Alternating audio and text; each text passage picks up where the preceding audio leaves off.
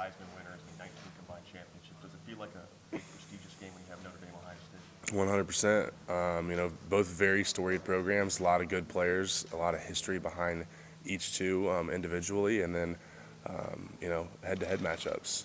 So it's just going to be a fun game.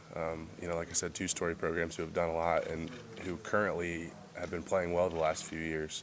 And like I said, who have a lot of high-level players. So it'll just be fun. Chance for you guys as seniors to graduate with 50 wins. That's only done once before me. Are you aware of that, and how important is that for you to go out with 50? I'd be lying if I said that I wasn't aware of it. Yeah, 100%. I want to get that 50th win. But game in and game out, we focus on, that particular game. And if I focus on that particular game, and if we focus on that particular game and our preparation for that, it'll get us that 50th win. You don't have to look at the overarching awards and things like that or records that will come out of it. If you just focus on one game at a time, those things will come.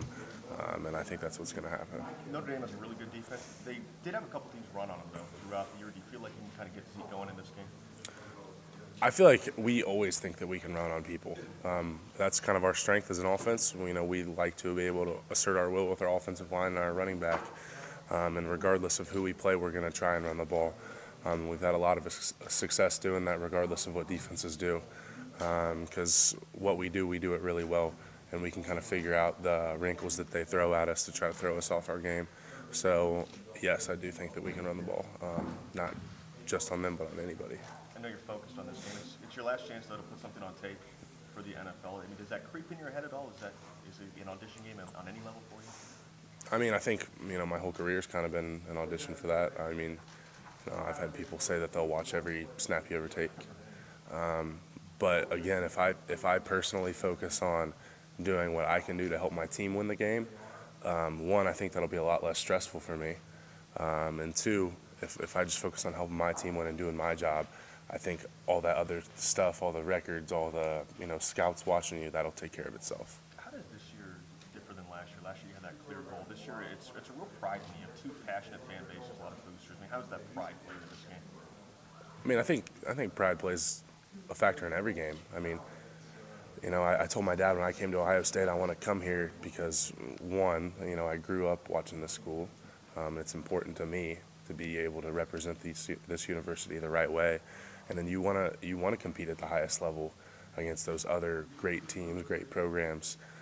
So I think every time I take the field and get to put on that helmet, for me personally, it's a pride thing. I take pride in that and what I've done to be able to get to this point. Look at the way you guys lost your game last second field goal, the way they lost their two games, real close games. Mm-hmm. Both you would be in right now if there was an 18 playoff. Yeah. Do you think there's a case to be made at some point to expand and let a few more teams in? No. I'm sure there are arguments either way, but had we handled our business and same with them, we would be in. I think expanding to a 14 playoff was great. It helped us a lot last year. But whether it is to be expanded to 8 teams or 4, that's not for me to say. But I know if we would have done what, taken care of our business, that we would be in. So, it's our own fault that we're not in. You look at Notre Dame's defense, what's something that they do really well that you guys have to watch for? I just think that their personnel. I just think it's their personnel.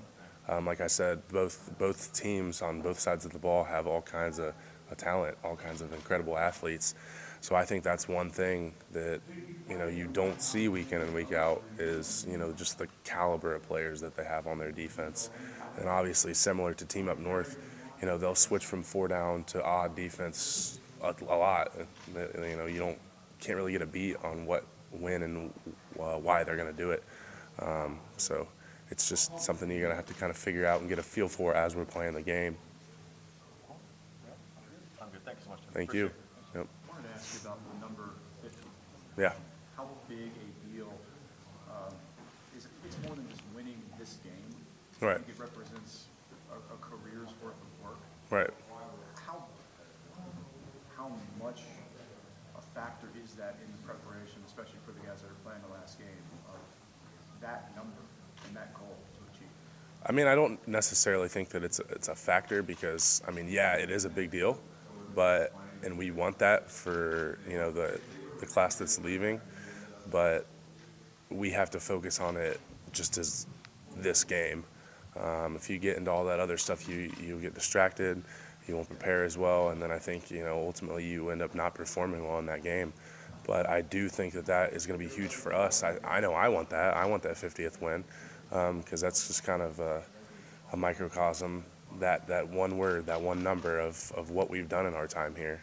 The program was kind of down when we first got here, and what we've done, what we've sacrificed, what we put into it as players and coaches to get it back to where it is now, that's huge. You all love to play physical football. Mm-hmm. Just asking Notre Dame about Sheldon Day in particular. Great example. The guy who's getting ready to face one offense is going to run right at him. Yeah. That kind of straight edge, inside zone kind of stuff. Mm-hmm. How big a factor is the line of scrimmage?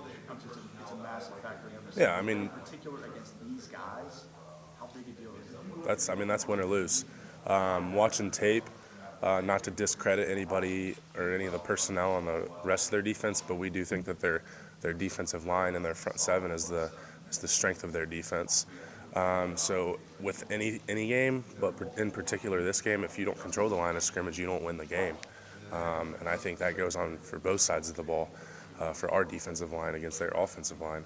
So that is it. That's the battle that's going to win the game. How big a deal is tempo to the offense? You all explained it. We love it. In grand I mean, yeah. I mean, especially us as an offensive line, we love it because, everybody's going to get tired. But defensive linemen have to turn and chase. We block them. We try to finish our blocks and, put them on the ground. But they have to turn and chase the ball. So they have to, exert that extra effort, and they get worn out. Defensive linemen are used to rotating through. They're not used to playing the entire game, and we are used to playing the entire game, every single snap as an offensive line. And, the way we practice and the way we condition the offseason, I think sets us up well for that tempo offense. This is will be your last game as a Buckeye. It's probably going to be Zeke's last game. Mm-hmm. I just wonder your appreciation for him as a player, Yeah. not only as a guy that totes the football, but as a guy that does all the other things. Yeah. Picks up blocks, seeks out people. Yeah. How great a football player, just in general, is he? I think, one thing you said that I really love about him is the way he blocks, the way he plays without the ball in his hands. Even without him carrying the football, he is a playmaker. He makes a lot of plays for us and does a lot of great things for us. And my favorite thing on top, to be coupled with that, is how he handles himself. He's not, a huge, ego guy. He doesn't have a big ego. Yesterday he was taking pass sets with some of the linemen when the twos were running. He just appreciates the guys without him. He just loves football. He's a football player. So definitely one of the best players I've ever played with. And he's obviously going to have a great career and moving on. So I love him. He's one of my really good friends. So I wish the best for him. One question I have for you is related to your defense. Mm-hmm. With the Adolphus not playing, with Tommy not playing. Yeah. You have played in practice against the guys like me and Michael Hill, Joel, Yeah. maybe Don Munger, some others, Tracy Sprinkle maybe. How deep is that defensive line that they seem unfazed, even those two seniors who are excellent players? Yeah. How as you do, how deep are they? Obviously with injury now, not near as deep as we were. We were able to rotate a lot of guys in there prior. But our kind of viewpoint here is, the guy right behind him should be just as ready and just as prepared and be able to execute as the guy that's starting. Maybe there's a little bit more talent or athleticism there at that starting position, but the guy behind him should be able to get the job done. And that's how we recruit. That's how our culture is. That's how our culture is established. I know when I'm not in practice, I'm watching Jamarco to hold him to that same standard that I hold myself. Because you never know when that next guy is going to have to go in. And, you've seen it with other guys at other positions. You've seen it at our quarterback position last year. You've seen it with, Pat 2 years ago up in the Team Up North game when Marcus got thrown out.